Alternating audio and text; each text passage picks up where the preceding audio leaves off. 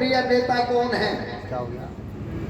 पूरी दुनिया में 70% लोग मोदी जी को लोकप्रिय नेता मानते हैं।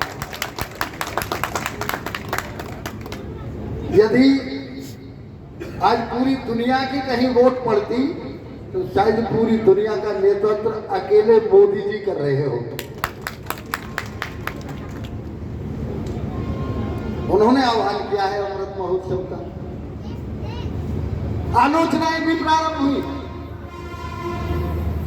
जब वैक्सीन निकली तब आलोचनाएं प्रारंभ हुई। जिन्होंने आलोचना प्रारंभ की थी उन्होंने वैक्सीन 2-2 बार लगवाई। जब तिरंगा घर घर तिरंगा का आह्वान किया तो आलोचनाएं प्रारंभ हुई। फिर उन्हीं लोगों ने कहा कि हमारे कार्यालयों में, समस्त कार्यालयों में तिरंगा झंडा फहरना चाहिए।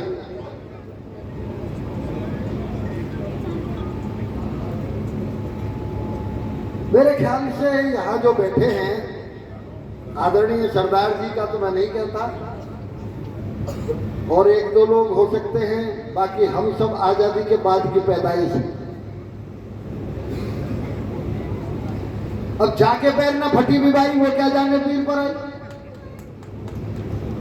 हम क्या जाने। फिर पढ़ रहे हैं बस। हम ये भी तो पढ़ रहे हैं कि महाभारत में भीम में 60,000 हाथियों का बल था। अब 50 किलो गेहूं की बोरी उठाने का दम नहीं है तो कौन यकीन कर लेगा कि भीम में 50,000 60,000 हाथियों का बल रहा होगा। ये सोचते हैं कि यार कहीं लगता तो झूठ ही है तो होगा। ऐसे ही स्वतंत्रता संग्राम सेनानियों के कष्टों के बारे में हम केवल सोचते हैं, एहसास भी करके कभी यदि देखें। मैं ये कह सकता हूं, कुछ लोगों में आत्मबल नहीं होता और उन्हें भय सताता रहता है। देश आजाद हुआ, जहां घर घर नेताजी सुभाष चंद्र बोस की मूर्ति लगनी चाहिए थी। सुभाष चंद्र बोस जी की परवारी जन कहीं देश के नेता ना हो जाए, इसलिए ठंडे बस्ते में डालो। एक से एक बड़ा स्वतंत्रता संग्राम सेनानी। अभी आदरणीय राजा महेंद्र प्रताप के नाम से यूनिवर्सिटी बनाई है, माननीय प्रधानमंत्री जी ने ही शिलान्यास किया। 18 वर्ष की उम्र में देश से गए। 18 वर्ष की उम्र अकेले राजा महेंद्र प्रताप ऐसे थे जिन्होंने विदेश में जाके भारत की आजाद सरकार का गठन किया और 3 देशों की मान्यता मिल गई। वहां हमारा सिक्का जारी हो गया और जब लौटे तो 56 साल की उम्र थी, कोई पहचान ही नहीं पाता था। और लौटने के बाद पूरी अपनी राजपाट सारी संपत्ति सरकार को दान कर दी। उनके नाम से हिंदुस्तान में कहीं एक ईंट नहीं थी। आदरणीय योगी जी ने उनके नाम से विशाल मूर्ति भी लगाई, यूनिवर्सिटी भी बनाई, उनके नाम से कॉलेज भी बनाए। जो जाति,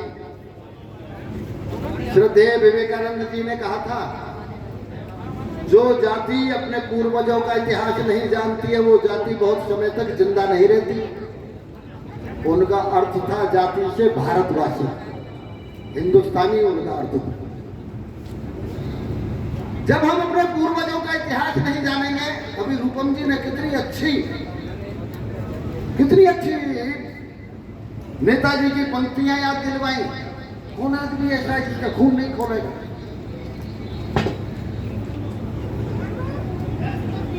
जो व्यक्ति,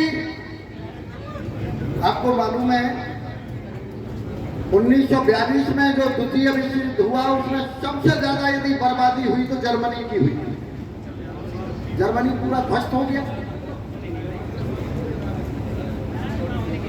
आज जर्मनी दुनिया की उन बड़ी शक्तियों में, अमेरिका, रूस, चाइना, फ्रांस, जर्मनी, उनके बराबरी में खड़ा है। मैंने अपने एक मित्र को पूछा कि भाई क्या कारण है जर्मनी ने इतनी उन्नति कैसे कर दी? मेरे साथ पढ़ता था, आजकल जर्मनी में रहता है। उन्होंने क्या कहा मुझसे? उन्होंने कहा, मंत्री जी, जर्मनी में कोई ढकेल ले जा रहा हो व्यक्ति, कोई मजदूर ढकेल हाँक रहा हो, कोई किसान खेती कर रहा हो और हल चला रहा हो, हेलीकॉप्टर में से यदि राष्ट्रगान उसे सुनाई दे जाए तो हल छोड़ के खड़ा हो जाता है, ढकेल छोड़ के खड़ा हो जाता है। केवल राष्ट्रभक्ति के जरिए उन लोगों ने इतना विकास और इतनी उन्नति और इतना सम्मान प्राप्त किया है,